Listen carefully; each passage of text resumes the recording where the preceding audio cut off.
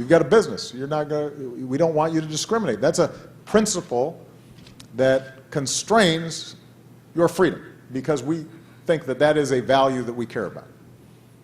So that's my philosophy is that you can have principles, but then you have to apply them, and how are they working in the real world, and are they fair, and are they just, and are they generous, and do they work? You got to base some ideas on facts and our history, and I think sometimes that's not what happens in Washington. And you know, you probably know somebody like that at school. You know, who doesn't matter. They, you know, what happens? They keep on doing the same thing over and over again, even though it doesn't work. And you know, Einstein called that madness. Last question. I'm going to take two more questions. I'm going to make it a second. All right. So young people have gotten some good questions, so we're going to get not as young a guy here. Yeah, go ahead. I mean, it's still pretty young, but. Hi, Mr. President. Kim and Karis. You speak about the dysfunction in Washington, partly because people are trying to be reelected every so often. Yeah.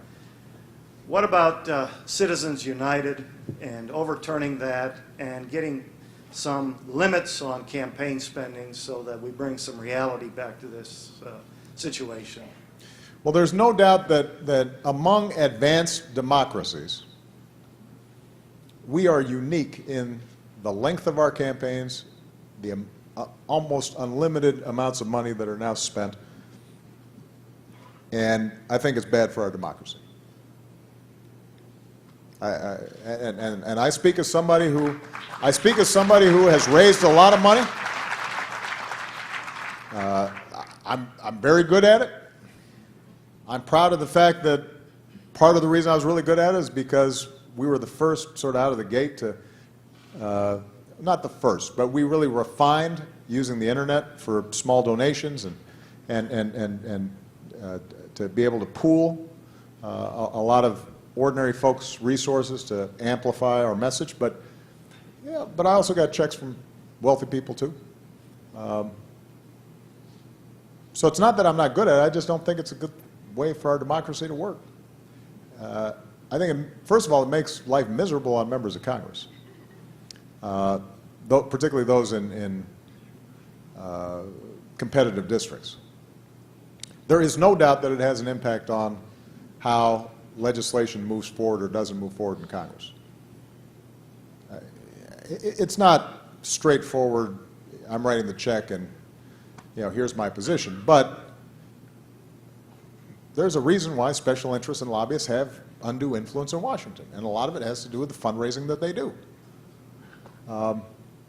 And the degree to which it's spent on TV and the nature of just the blitzkrieg. You guys here in Ohio, you just feel it, right? I mean, it's just every election season, you just got to turn off the TV. It's depressing. And it's all negative because we know, you know, the science has shown that people are more prone to believe the negative than the positive. And it just degrades our democracy generally. Now, here's the problem. Citizens United was a Supreme Court ruling based on the First Amendment. So it can't be overturned by statute. It could be overturned by a new court, or it could be overturned by a constitutional amendment. And those are extraordinarily challenging processes. So I think we have to think about what are other creative ways to reduce the influence of money, given that in the short term, we're not going to be able to overturn Citizens United. And I think there are other ways for us to think creatively, and we've got to have a better debate about how we make this democracy and encourage participation. How we make our democracy better, encourage more participation. For example, the process of political gerrymandering, I think, is damaging to Congress.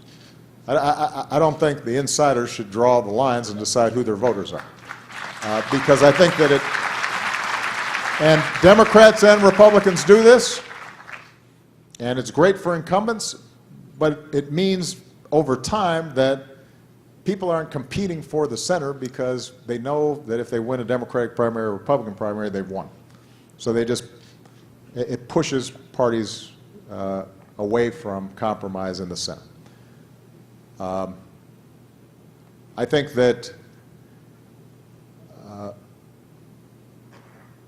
yeah, now I don't think I've ever said this publicly, but I'm going to go ahead and say it now. We shouldn't be making it harder to vote. We should be making it easier to vote. And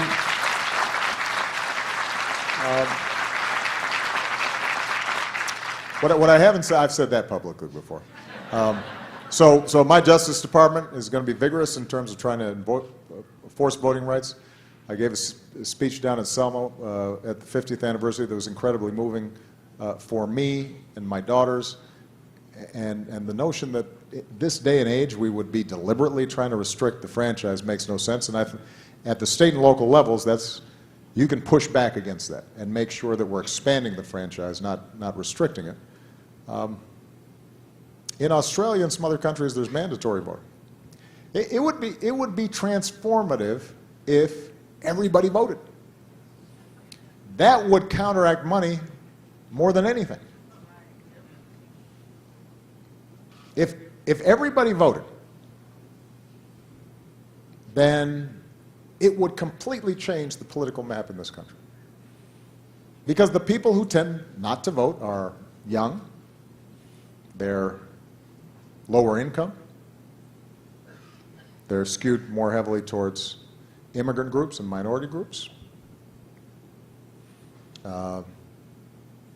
And, you know, they're often the folks who they're scratching and climbing to get into the middle class, and they're working hard. And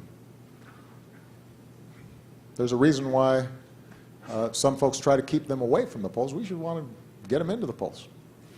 So that may end up being a better strategy in the short term. Long term, I think it'd be fun to have a constitutional amendment process about how our financial system works. But realistically, given the requirements of that process, you know, that would be a long-term proposition.